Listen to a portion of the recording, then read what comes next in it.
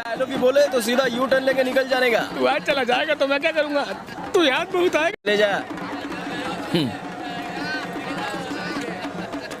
जीत गए साहब।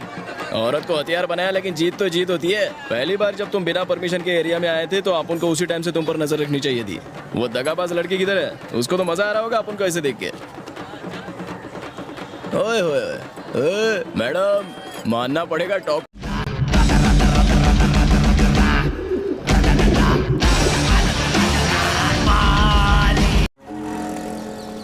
क्या रे, कैसे हो तुम लोग? चाचा ठीक हो ना? हाँ?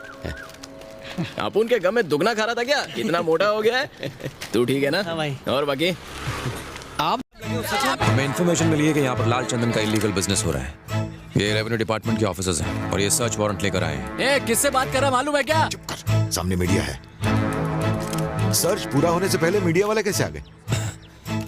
मुझे नहीं पता सर, शायद किसी ने ये इन्फॉर्मेशन लीक कर दी हो। सर तलाश शुरू कीजिए।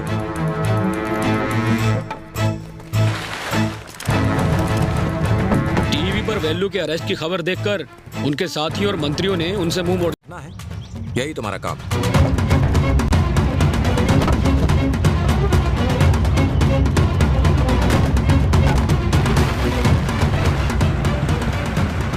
लोग बिना सवाल किए दिन रात यहाँ काम करते रहे। दिन में तो ट्रकों में लोडिंग का काम चलता था और जैसे ही रात होती सारे ट्रक गोदाम के बाहर निकल जाते।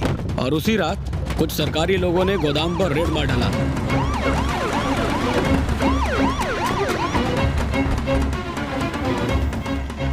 पूरे एरिया को सील करके माल जब्त कर लो।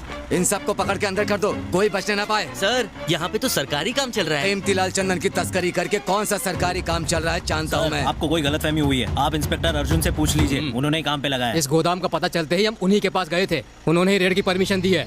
चलो काम पे लगो।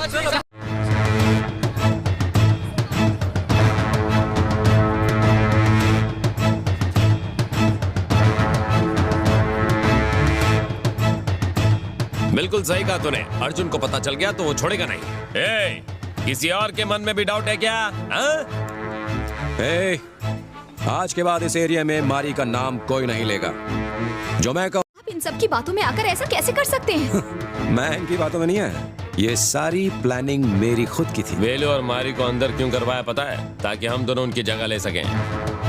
और मारी का केस रीओपन करने के लिए मैंने तुमसे इसीलिए कहा था।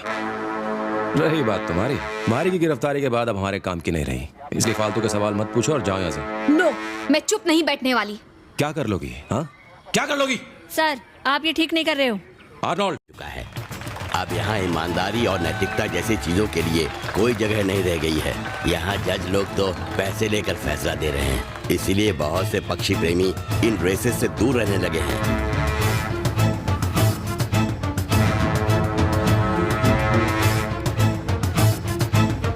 आपकी जेल से छूटने की न्यूज सुनकर वेलू भाई और इसको बहुत चर्बी चढ़ी है साले को। ए, दूर रहे मुझसे।